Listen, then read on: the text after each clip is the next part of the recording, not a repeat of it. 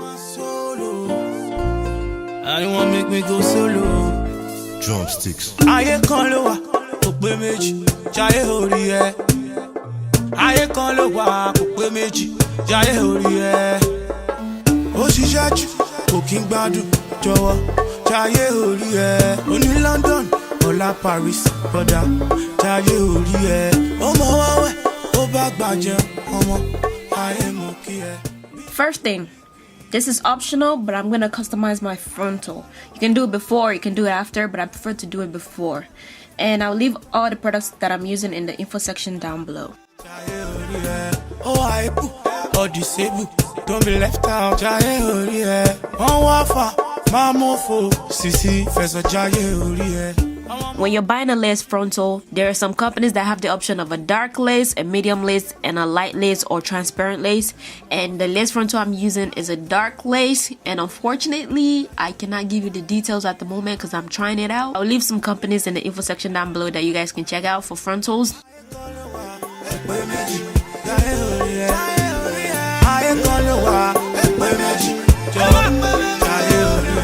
To the realest, to the biggest, to my niggas with the frosh, to the poor and the rich, reality me the preach. Call about lele, oh, take me jolly jolly. It's time to start thinning out the front of the frontal to make it appear more realistic. I'm using a tweezer, and I'd say you need to invest in a good tweezer, because I tried it before with like an old tweezer that I used to have, and pretty much when I got a new tweezer I saw a big difference. And when I was getting this new tweezer, yeah, I know, story time, sorry. It was quite expensive, and I was like, why the hell is this so expensive? But it was actually way better because it makes everything go by faster. So if you can invest in a good tweezer, I think it was about maybe $5 or more. I don't remember, but yeah, I remembered it was a little bit more expensive than like $1 or $2 tweezer that you typically would get. And I got it from Sally, I believe. There's not really like a good way for me to really explain this, but I pretty much twisted it till it started to look kind of normal to me, because you know, my own natural hairline is not like super full, and when I put this on I started to look like a Barbie doll. So I need to twist it some to get some hair out in the front and, you know, make it look a little natural. So I just kind of follow the shape of a typical kind of hairline, like kind of like mine. That's what I like to use as a guidance. And sometimes frontals have some dips and curves that can guide you as well, so you know where to go in more at or where not to go in too much at. And this can take some time. You can decide to pull it out with your hand instead, but I prefer to use a tweezer because I can control things better. Once I kind of got like a shape that I like, I start to create this little edge hair at the front, like a little fuzzy piece at the front, which is gonna make sense at the end because it kind of makes it look a bit more realistic as well. It helps to cover the line of demarcation of the lace when you place it on your head, and it also, you know, just makes it look a bit realistic, more realistic. I'm gonna say realistic a lot in this video, heads up. Once done, you might start to see this ashy looking dots on the lace, or just the lace might be lighter than your skin tone. Pretty much start to see these things that look like chicken skin when you pluck out the feathers. Especially when you're dark skin, it doesn't look too attractive when you put it on.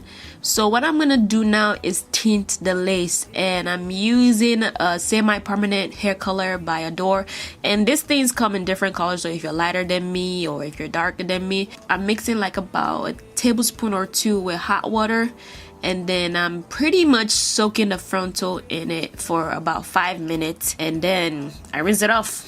The amount that you use when you're doing the mixture can determine how dark you can go or how light you can go. Like, you just kind of like play with it. And since this is a semi-permanent color, if you shampoo it like a couple of times, it's gonna start to fade and get lighter. So like, say you got the frontal too dark, then you can shampoo it, it's gonna get it a little lighter. But if you get it not dark enough, then you can repeat the process of, you know, tinting the lace one more time. And don't be alarmed, it might look a bit orangey / yellow at first, but once it dries into something more normal looking like this. And this is me trying it on, and it looks pretty good to me. So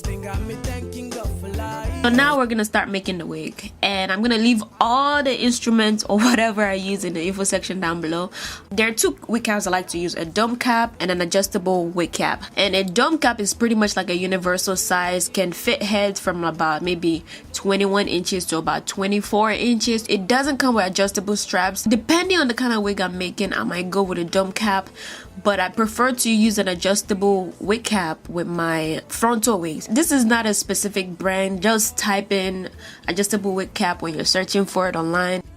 I'm gonna align my frontal on the cap first before doing anything else, and I like to shift it a little bit to the front past the cap, because whenever I wear the cap itself, it pretty much sits about where my hairline is, or even a little bit behind my hairline. Whenever I place the frontal right on the edge of the cap, it kind of slides back when I put it on, like it rides back, like it just doesn't want to sit right sometimes. So when I place it a little bit to the front, it's better. I just like it better that way. And then you also want to make sure that the back, like it's not bumpy anywhere, everything is smooth, like it's not, you know, scrunching up or riding nowhere, like it's just staying in place.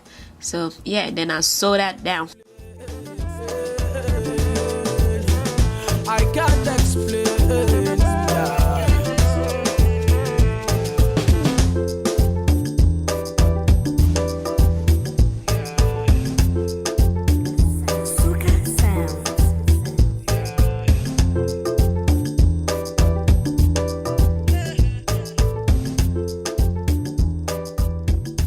I'm gonna be using 4 bundles of the deep wave hair from Maven. All details in the info section down below. Whenever I'm making a wig with a closure, I like to measure out some hair wherever the closure is not stitched on, so that whenever like the wind blows or if you try to put it up, things just look better. The cap is covered, the wefts are not showing.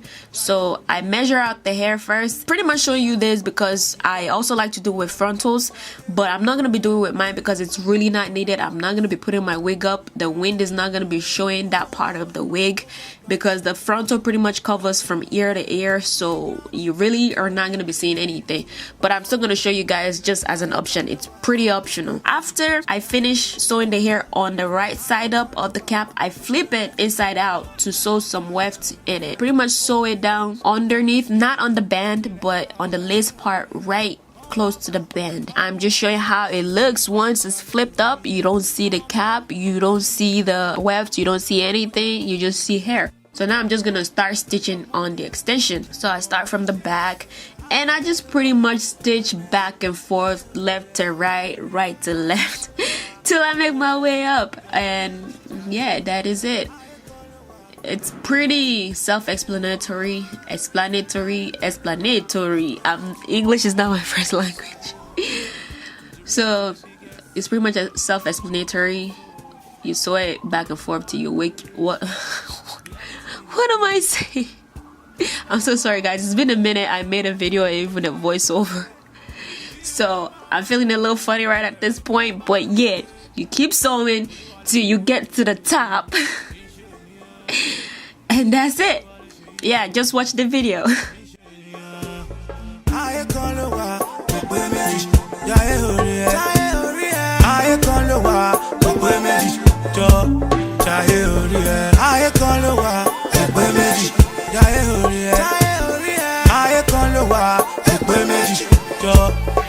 Spending money like say we know they work for ram. All my only choice, you gotta book it down.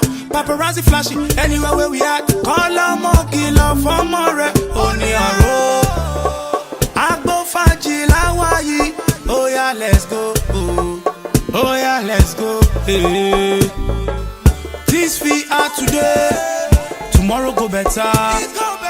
Penny Sherry. Kusani Tomola. I call over.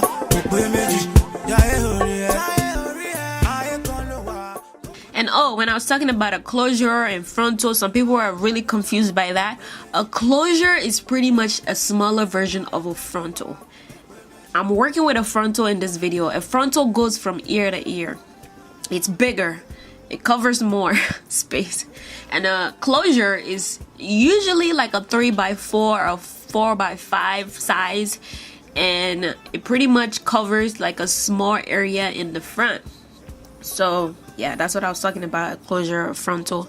A frontal covers the whole front. A closure just closes a small piece in the front.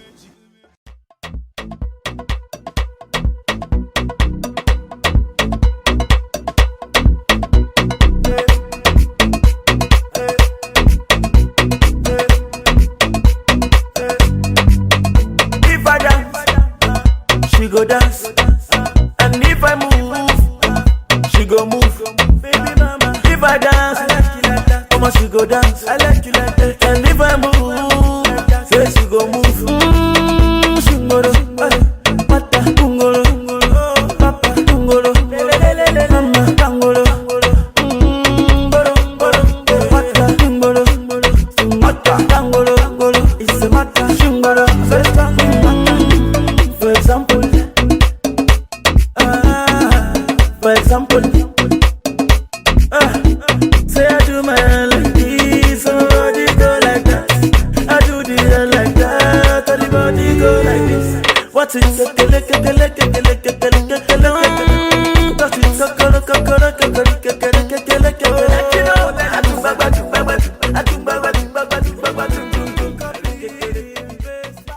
Once I was done, this is about how much hair I had left, so not much. Pretty much used the whole 4 bundles. Why am I yelling? Stop yelling. Yeah, I pretty much used the whole 4 bundles. If I dance, she go dance. And if I move, she go move. Baby mama, if I dance. And then I flipped the wig inside out, cut off the fabric from underneath where the frontal is placed, so that the frontal is visible and everything. And this is what I was talking about, the hair that I was gonna sew underneath. If I were to sew hair underneath, that's about where I'm gonna sew it on. There are 2 sizes of elastic bands that I like to use. Thinner one for my closure wigs and a thicker one for my frontal wigs. The thicker one just pretty much helps the frontal lay flatter, and the thinner one, it's less visible when you're wearing it with a closure wig. So I'm pretty much measuring out my ear to ear measurement, and that's gonna help me determine the length of the elastic band that I'm gonna use. So my ear to ear measurement is about 13 inches. Then I take away 7 inches from that, and that's the length of elastic band I'm gonna measure out. I'm gonna sew it to both ends of the frontal, like the very, very edge of the frontal on both sides.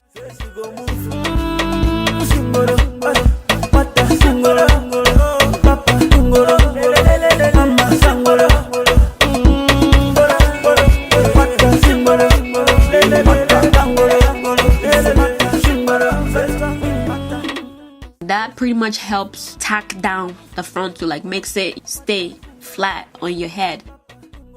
But once I'm done with everything, I go ahead and wash the wig and then style it as desired.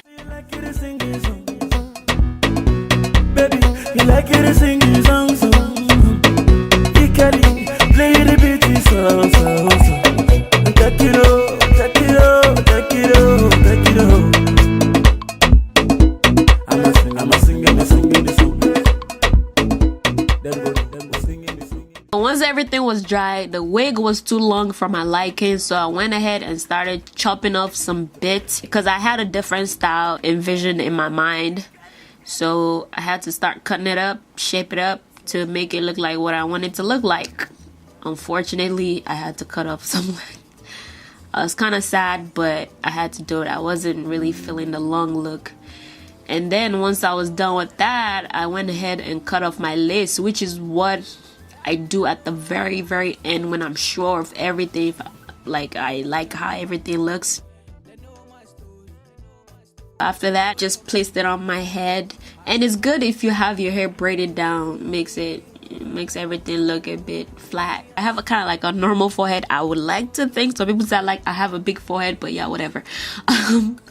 So my edges kind of protrude out like on the sides, while the middle part goes back a little bit. So if I place it to cover everything, I look kind of funny, like the wig kind of comes down too far on my forehead.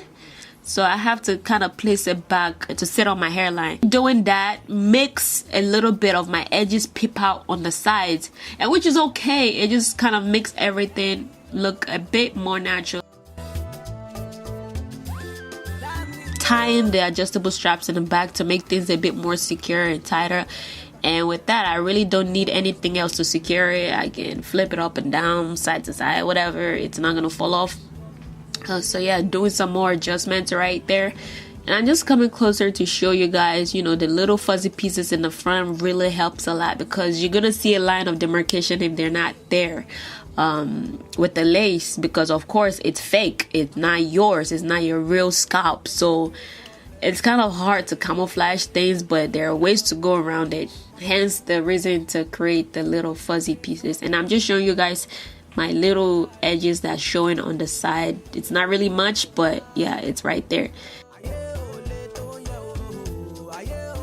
You can kind of just play with the front, place the little fuzzy pieces wherever you want to place it. Yeah, and on the side, sometimes it might flap out, especially when you want to put it up in a high ponytail. It might be flapping up, and I'm going to show you guys a little solution at the end. But if you're going to be wearing it down, it's really not much of a big deal. You can just use the hair to camouflage it and play with it.